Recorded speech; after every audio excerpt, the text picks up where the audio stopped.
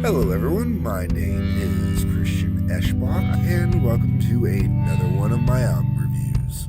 All right, I'm recording this one way later than most of the live album reviews you've been watching or are going to watch. This is 481, and up to 485 was actually pre-recorded before this. I ended up having to do a shift. I realized there was a gap. I missed doing a Canadian album because I did the Cool Alice Cooper thing. So here's the Canadian album, Our Lady Peace Live. If you watch any of my Our Lady or Peace reviews at this point, which there's been quite a few, I'm not a huge Our Lady Peace fan. I don't mind them. So you'd think going into a live album, not going to be all that impressed. Well, I'm going to tell you, complete opposite here. This album turns me on to Our Lady Peace. It does. This album did for me what Kiss Alive, which will be the next review, did for Kiss in the 70s. As far as Our Lady Peace goes, I actually really dig this album. I have one major complaint about this album. One thing that really pisses me off. But for the most part, even songs that I have complained about really disliking or having burnout on, stuff like that, really work on this live album. So let's get in this. We got All For You, which was an interesting way to start it off. Superman's Dead, that's because they're sick and tired of playing it, but it's got to be out there so they can do it as track 2, get it over and done with. Not Enough is an okay tune. I don't mind it. It works.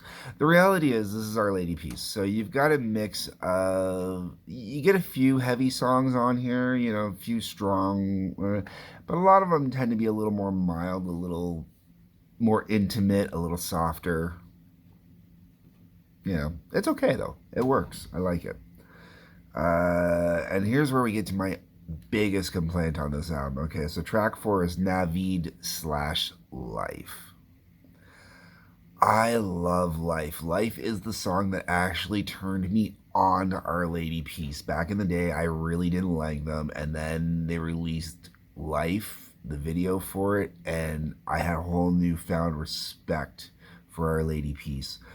And it really kind of just bugs me that it kind of got mixed in with Navid and didn't get a proper play out. From there we go into Innocent, which is cool. Really good way to kind of move from there. There's a great flow to this too. You can really hear the crowd working with them and whatnot. This was recorded over 3 separate days. January 27th and 28th in Calgary and Edmonton, Alberta. And then February 5th in Montreal, Quebec. All of them in 2003. That 2003, remember that. That's actually very important. Keep in mind that this was also released in 2003. So if this was all recorded in early 2003, it would have been mixed through the midsection. I don't know when it came out, but usually I'm going to say September, something like that, right? So this is really important. It comes back later on. All right. But the interaction with the crowd is great. I really love it. It really works with it. It's really cool. It's really fun. From there, we go from Innocent to Bring Back the Sun. Really kind of enjoy this one. But I really enjoyed this one on the album itself. One Man Army, can actually appreciate it on here. Is Anybody Home? I want to say I don't really know this song. I don't really recognize this song maybe, or if I've covered this song already, it's one that just never really stood out. So yeah, but I like it. It goes good in the flow. Our Time Is Fading. At this point in the flow, it's been a little bit meh for me. Are You Sad? If I remember correctly, I believe this is the one that's got like a 2-minute kind of talking with the crowd, interacting, getting ready for the song kind of thing going on.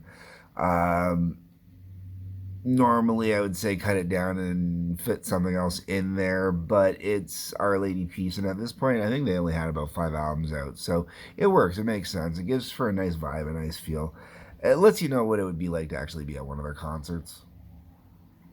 Um, okay, so that whole thing about when I said remember the dates are important. That is because the next song up, track 11, is Whatever. Um, I may or may not have mentioned this in the past if you're one of my regular viewers, and if you're watching this for the first time. I was definitely a WWE fan, starting back with the WWF and carrying through the Get the F Out movement and into the WWE and whatnot. And everybody loves Undertaker, okay? Everybody loves Undertaker. So if I say Undertaker is my favorite wrestler, yeah, like no one's going to be surprised kind of thing, right? Everybody loves Undertaker. But in the day, Whatever was the theme song for my favorite wrestler who unfortunately went completely batshit crazy and did unspeakable things. And that would be Chris Benoit. Uh, really sucks. And I don't want to make this a whole thing about Benoit. It really sucks, though. A shame that things went the way they did, and it's a shame that he ended things the way he ended things. And it's when I heard this song, Come On, I was like, yes! Because it's one of those things, like you will probably never hear that song live.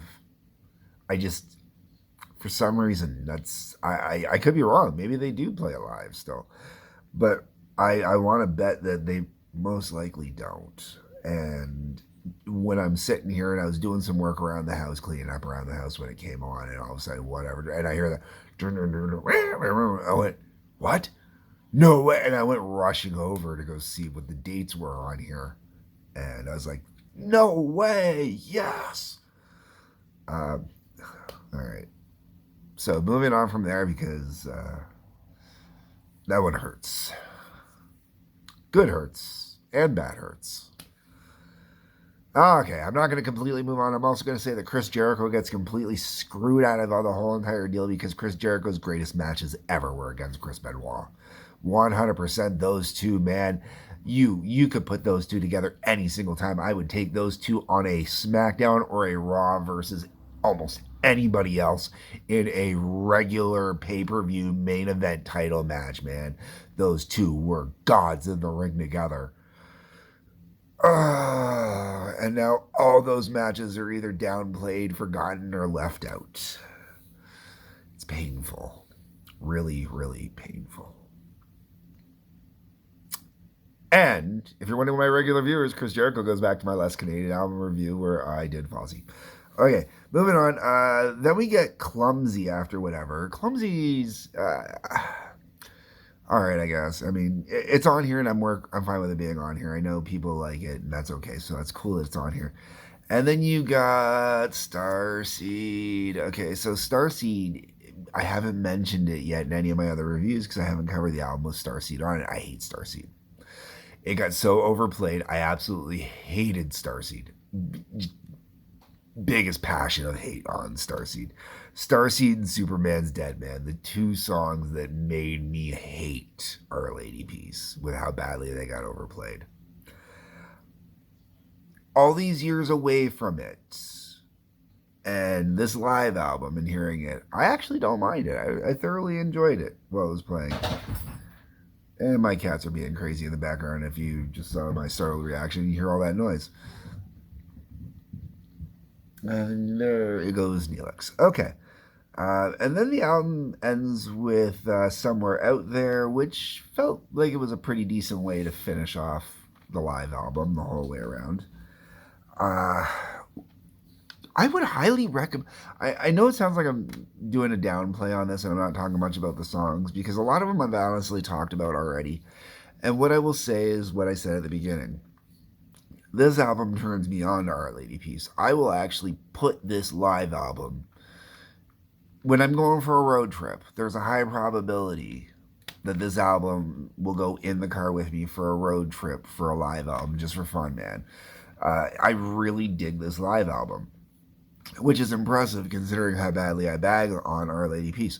This album is enough for me to actually say, you know what, I'd go see Our Lady Peace live. And that's what a live album is supposed to do, folks. That is the sign of a good live album. So yeah, definitely. Go check this one out, man. I would recommend this one, definitely. I think it's a good place to start for Our Lady Peace, even, man. Gives you a good. If you do not like this Our Lady Peace live album, chances are you're not going to get an Our Lady Peace, period. I'm going to go with that. Because if this album can turn someone like me into I don't want to say an Our Lady Peace fan, but a fan of an Our Lady Peace album. You know, there's no other album I'm a fan of. This one, I'm a fan of. And if this can do that, it's worth saying, go pick it up. All right, folks, let me know what you think. Do you think this is a good album? Do you think this is a good representation of live? Do you know if they still do whatever? Do they do whatever? Has it been long enough that they've gone back to doing it? I really kind of want to hope they do. Anyways, let me know what you think, folks. That's what the comment section is for down below. On your way down in the comment section, in the descriptions, you will see a link for the TWA, that is Trampoline Wrestling Association. I believe with when this video drops, the new episodes will not have been released yet, but they'll be like days away. New season drops July 5th for TWA. So check that out. You also see a link to the Howling Odyssey, which is where my music endeavors go. Right now I'm doing a lot of relaxation music on there. Please feel free to check that out. And then there's a link to my Patreon, which is where you can go to subscribe, send me some money, download some stuff, you know, stuff like that. All right, folks, let me know what you think. Hit the like button, the subscribe button, the bell for notifications. Peace, love, take care.